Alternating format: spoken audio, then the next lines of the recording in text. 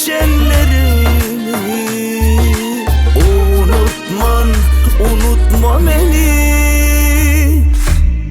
Yiyeceğim ben yekedime, ölüm var olsa duymam. Ben bara arkanda ben var.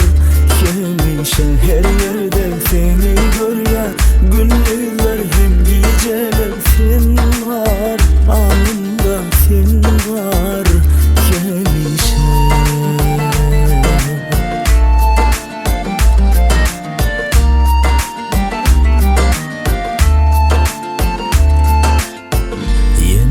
Havarsız geldim yanıma, sevgimizi yatlatmak için.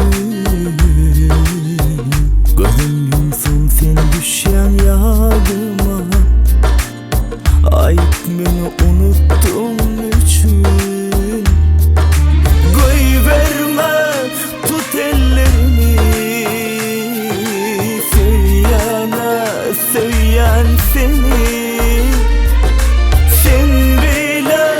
Geçenlerini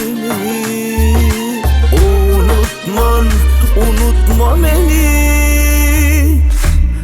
Yiyeceğim ben yekedime, ölüm var olsa duymam. Ben bara arkanda ben var. Yemişem her